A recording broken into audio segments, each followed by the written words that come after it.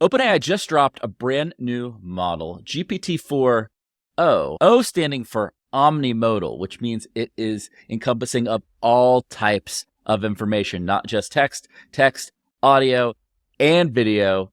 Kieran, give everybody watching your just first uninitiated raw thoughts on the news from 24 hours ago. First of all, for all of you people that are on Twitter and are underwhelmed, you are all wrong. First of all, I suspect you are not going to be impressed until the Terminators knock on your door and ask for Sarah Connor, right? That's where you are.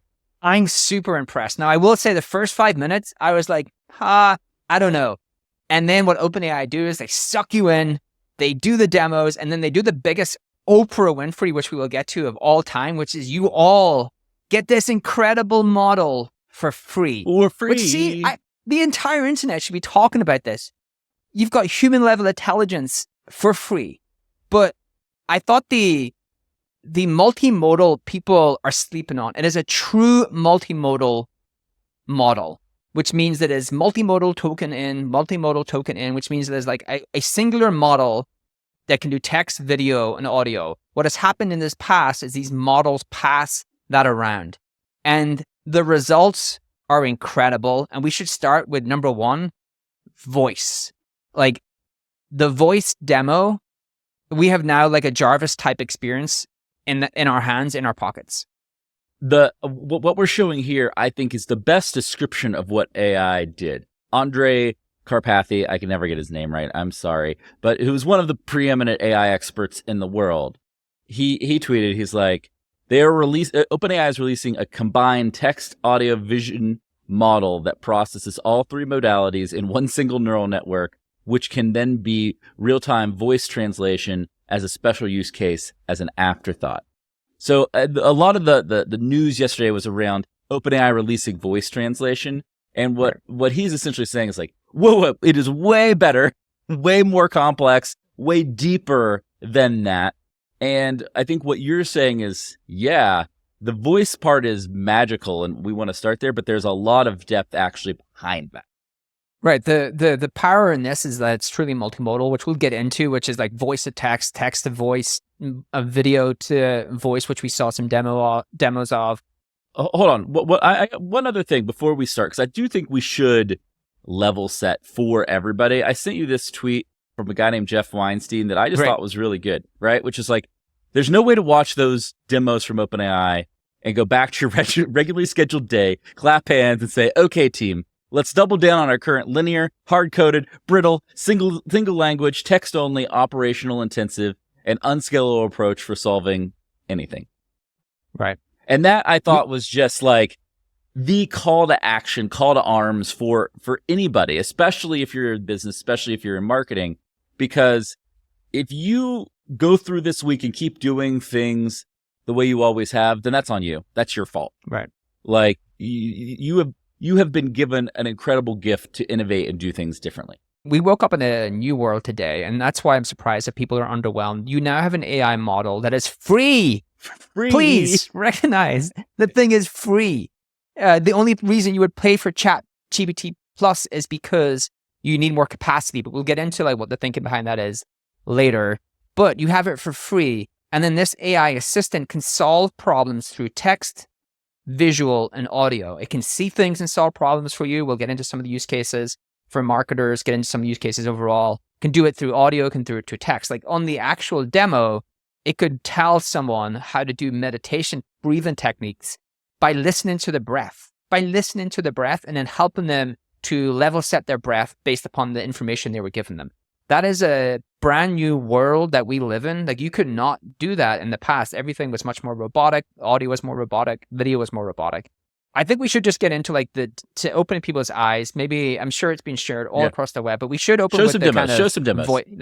Let's open with like one of the voice demos. All right, let's start off with this little clip. This story, but I want a little bit more emotion in your voice, a little bit more drama. Got it. Let's add some drama. Once upon a time, in a world not too different from ours. So first of all, darn Hume, that AI that I have been like telling everyone is so cool. It's like this API that allows you to have empathetic, emotional conversations with a chat all across your website. We actually demoed it. We showed that it could. The other thing it can do is navigate across your website, which we'll also get into because OpenAI, I think, are going to do that.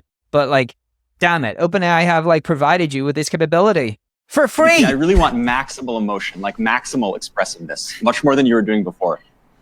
Understood. Let's amplify the drama. Once upon a time, in a world not too...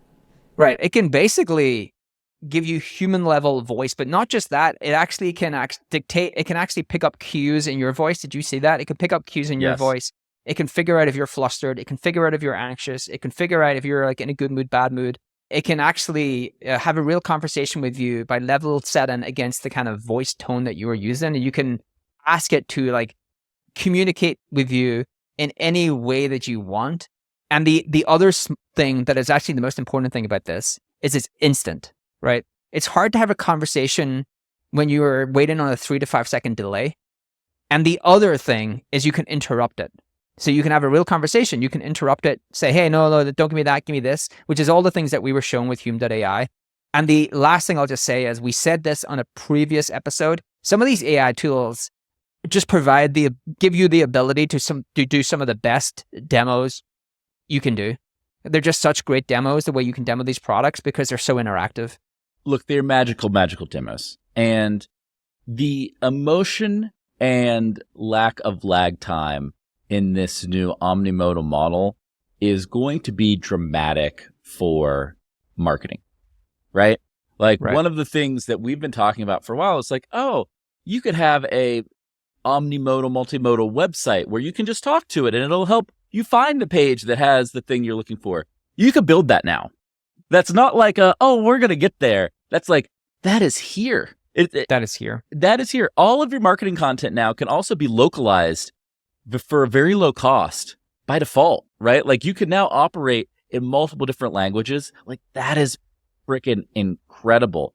All of your customer calls, all of your unstructured data can now be brought to life in incredible ways and be used to train these voice interactions so that you're going to have much better voice support, voice sales motions for like I think especially a lot of the early sales stuff, like appointment setting, things like that. That is going to all move to artificial intelligence. And it's pretty amazing the trajectory we're on.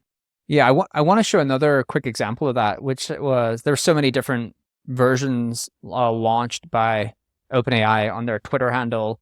This was another one that you're kind of talking through, which is like, you are able to use this technology as a meeting assist. Like you can instantly use it as an EA, right? So this is the version of the desktop app listening in on a meeting, and then you can actually talk back to it and ask it to recap notes and ask it, hey, who actually said that and who said this? What's happening is OpenAI is becoming the ultimate platform, right? Like we thought OpenAI was one of the things you and I originally said is that like, oh, OpenAI is better off being the AWS, the ultimate platform for powering the next generation of companies. And they're going to do that. Plus, they're going to run just a lot of the core functionality of businesses themselves. They're going to have kind of both lines of business. And I would be remiss, Kieran, before we go into other parts of the news, if we just didn't give Sam Altman the Marketer of the Year award now.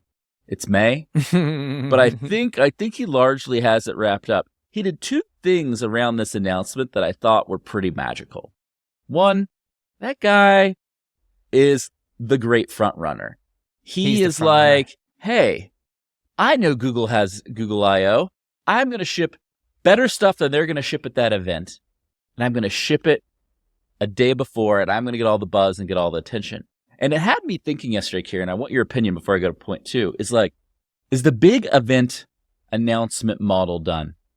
Like, is anybody who waits to have a big on the calendar event announcement model, or are they just asking for the disruptors to come in and front run them?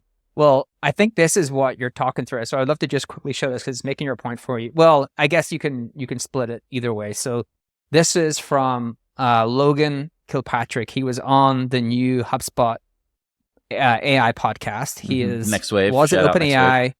He is now over at Google. Now he did a pretty cool thing, right? He had this video ready to go. So what's he doing here? He's basically showing the AI the setup for Google's I/O conference, and he's asking those questions. big pretty letters on screen. What do those mean? Those letters represent Google I/O, a developer conference held by Google. So what's happening here? Google are going to launch something very similar today. And what you are saying is, well, OpenAI has stole all the buzz because when you've launched the thing and then you are launching, the company who are launching the same thing a day later are not going to get the same sort of buzz, right? And Sam Altman has front-run Google the entire time. He has to have, I think about this, Sam is an incredibly smart person, an incredible marketer. I think he is laying waste to Google's launch strategy. Yeah. Not a great interviewer. People may want to give him a break because, he is going on the podcast. He's doing an incredible job of saying the same things, but he's like much more like a politician. I listened to him on the All In podcast. He's been guarded with his words. But yeah, I think he is laying waste to like the traditional way to launch things.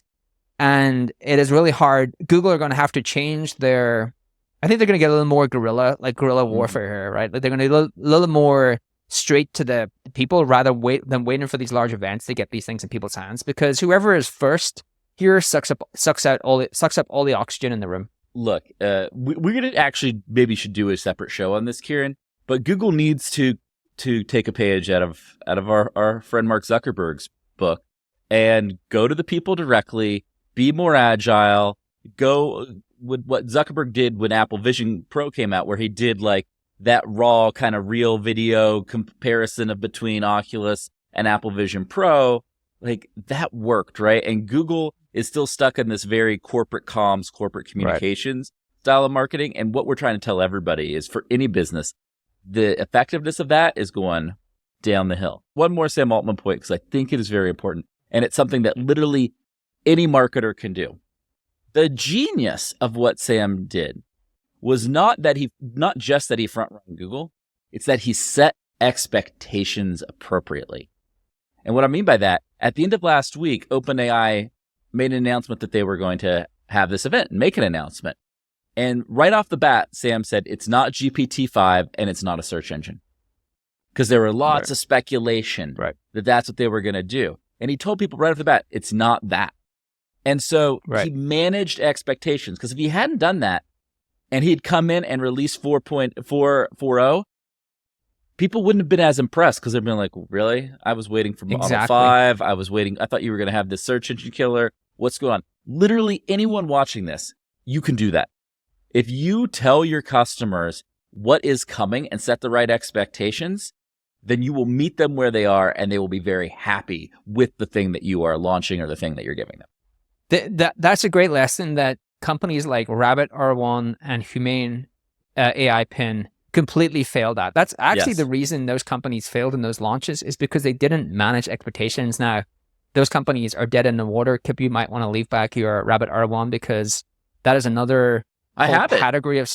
I'm going to put it in a little museum case and sell that thing to an AI museum in like 10 years, baby. It's like, this is a Mint R1, man.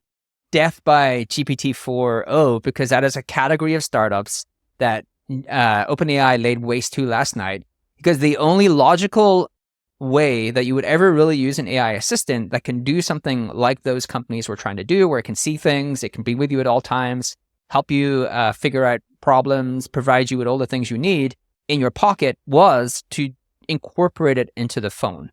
And that is what OpenAI are clearly doing. But one of the quick things I want to show before we move on from voice is I'm so excited by this, which is real-time translation.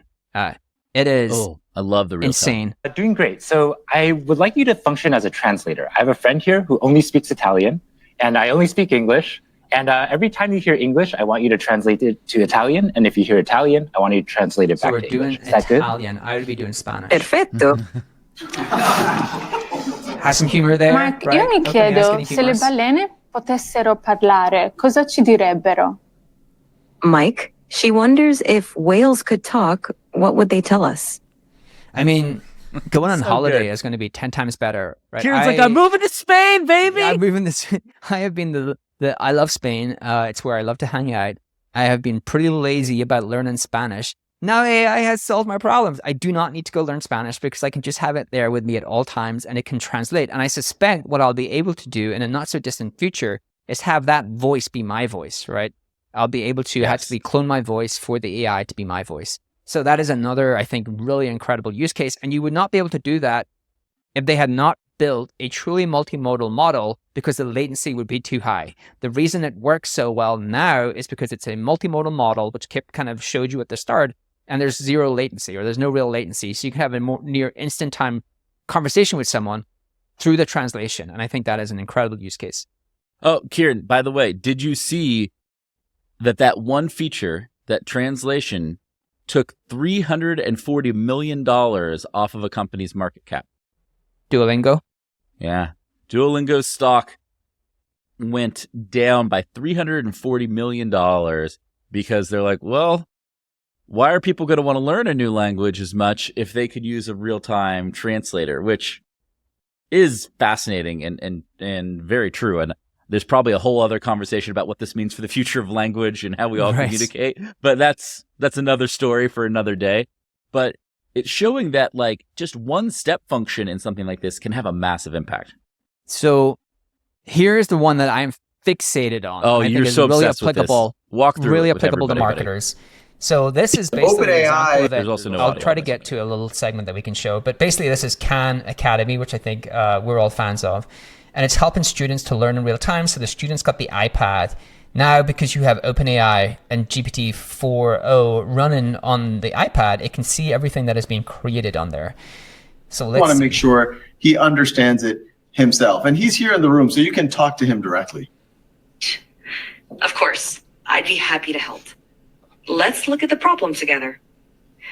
Can you first identify which sides of the triangle are the opposite, adjacent, and hypotenuse relative to angle alpha?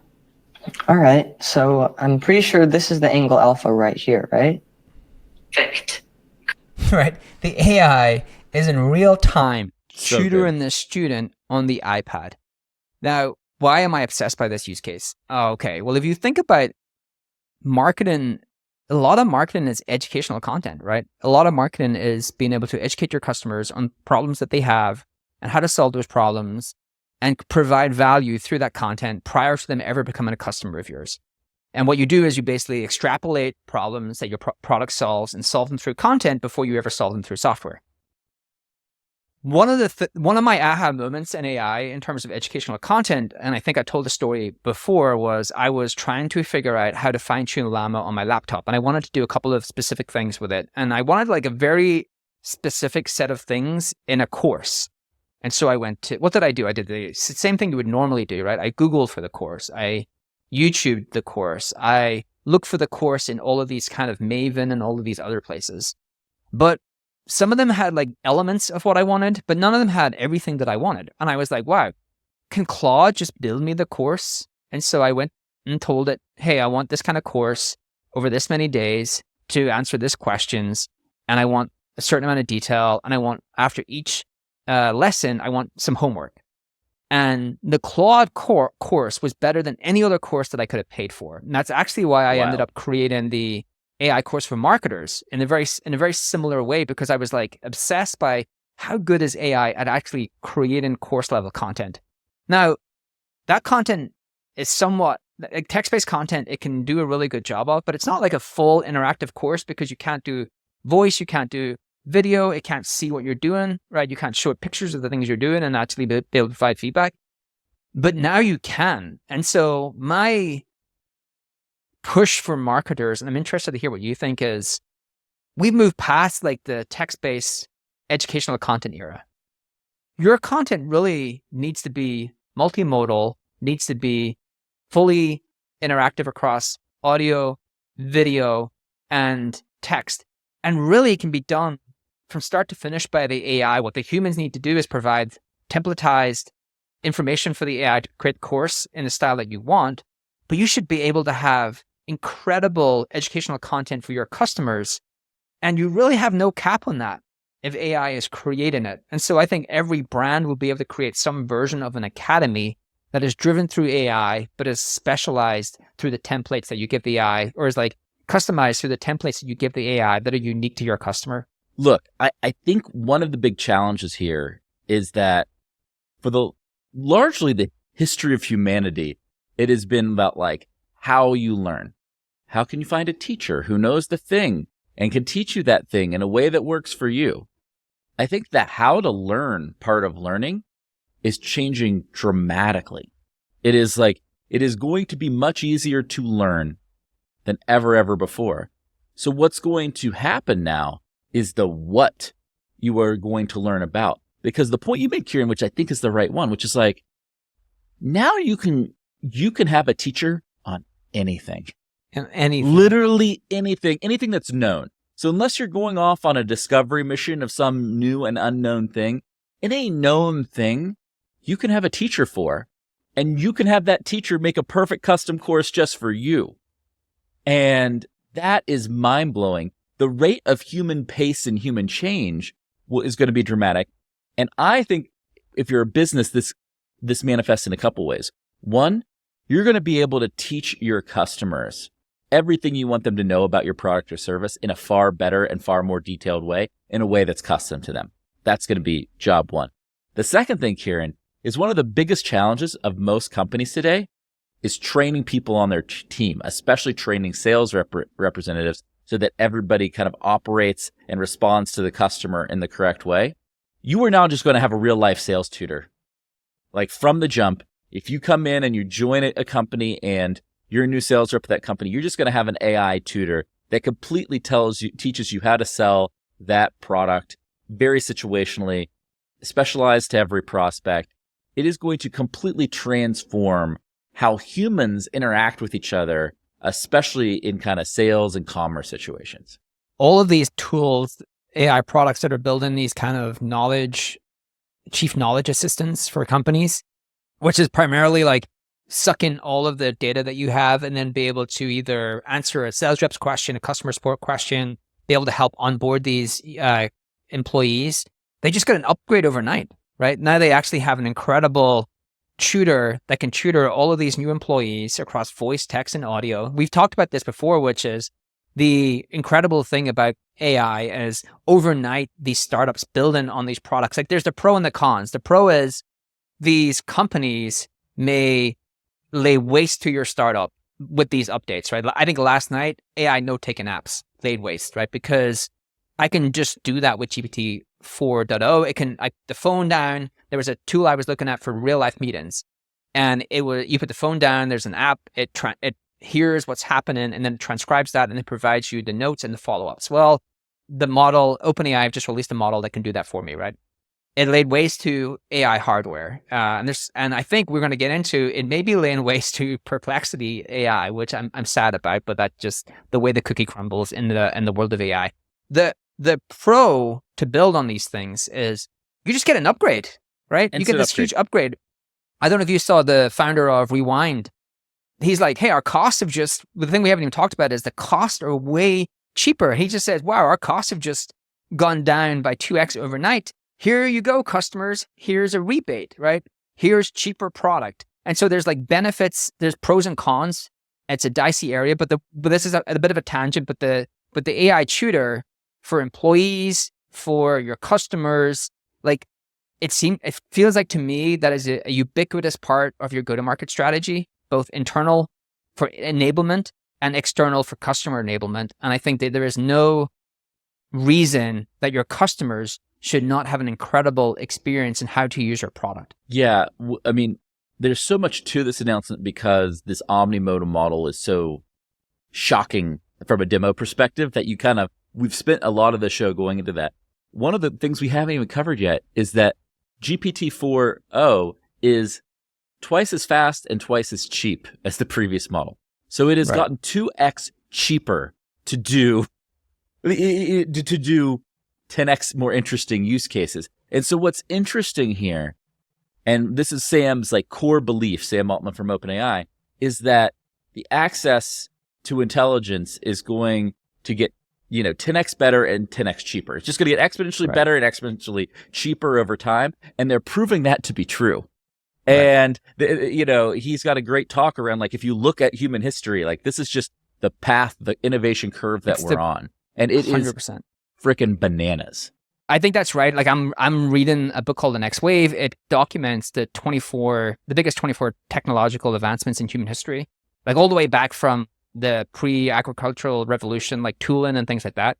Every single innovation has over time got more mass adoption and cheaper, right? And so I've always believed that the large language model would be commoditized over time, that it would get much cheaper to use, but also much more kind of commoditized because all of these other large companies will release very similar models. And that brings us to like just the next point I would love to touch on really is the fact that this is free is incredible. Like I think Sam Altman is making an incredible bet, right? I don't know how much of that $2 billion a year they're making is from the, if you, let's say they have 100 million users, it will probably be more like free users, and that they do 2% upgrade, which I suspect it could be more. So let's say they have 2 million paying users and at $20 a month. I don't know, like someone smart needs to do the math, but like it's 100 million of that revenue. Like I think he's putting that all on the line and saying that isn't important. That's not important revenue for us. I don't mind if all of these people actually downgrade to the free plan because they don't need the capacity, and I suspect a lot will.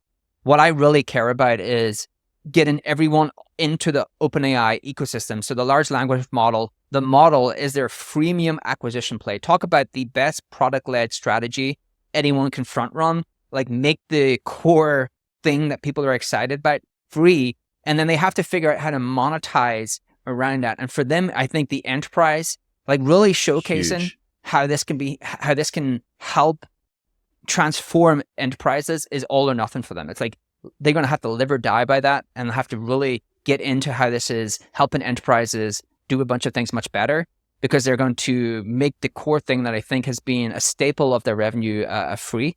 And they are going to, as you said, build the infra, I think the back end stuff and some of the front end stuff. And so if you are a startup, like it is dicey time for you, right? So let me just kind of show this one tweet from friend of the show, Ben Bites, Ben Tossel.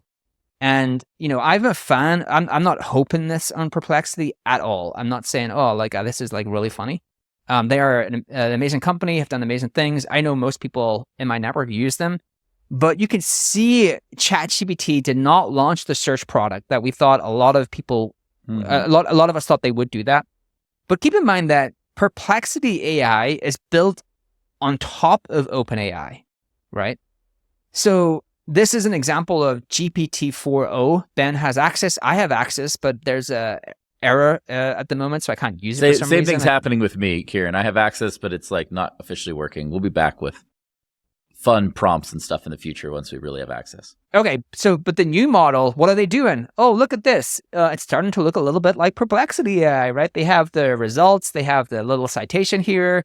And this is, I imagine if ChatGPT want to win search, like let's leave Google to the side, but if they want to beat Perplexity AI because they think that's an opportunity for them, they will, right?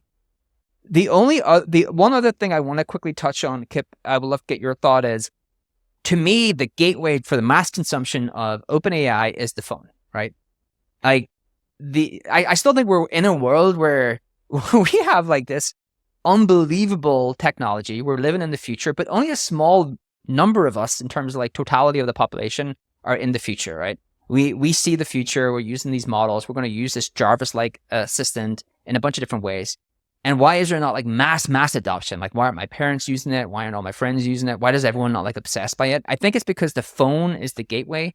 And reason I thought OpenAI would launch the phone is because when you see the ability for GPT-4 to like integrate with your phone, and you can show the phone, you can show it things, you can talk to it, like it's another way to actually use the phone, not having to use apps. I thought them building the phone made a ton of sense, but it seems like they're going to do a partnership with Apple instead.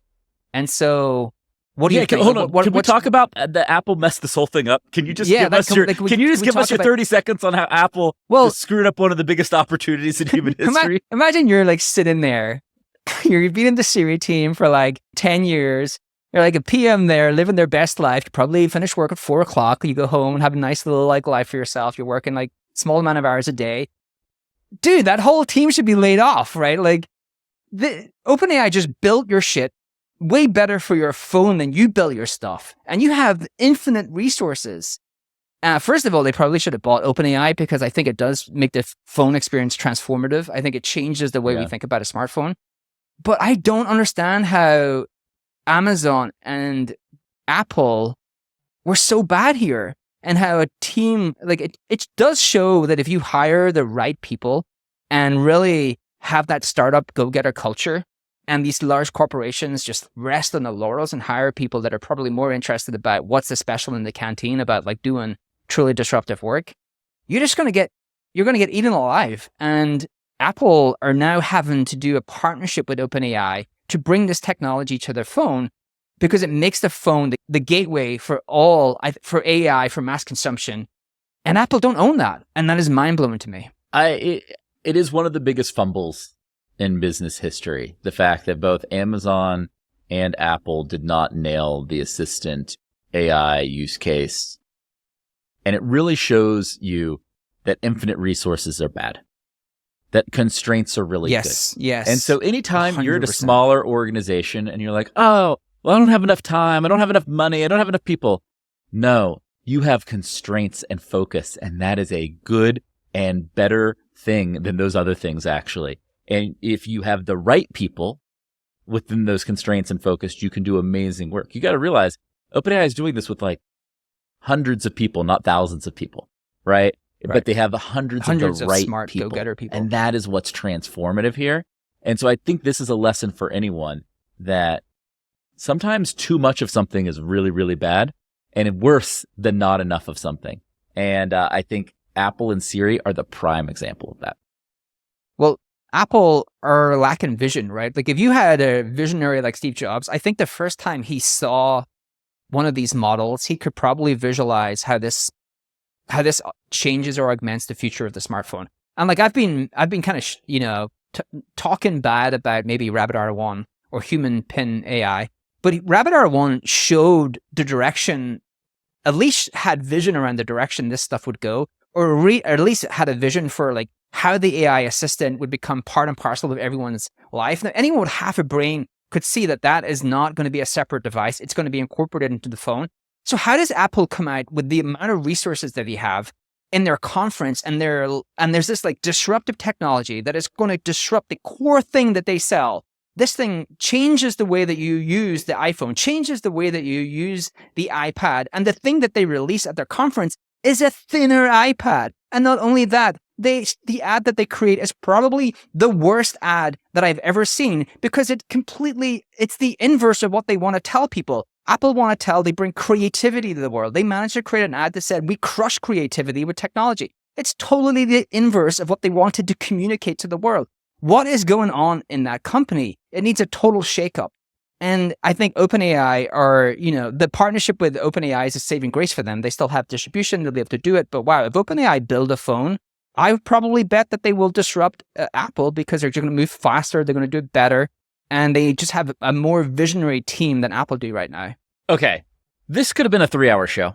We've definitely run out of time. We've come up and we've tried to cover everything we could in a limited period of time, because we wanted to turn around and get this show out as fast as possible.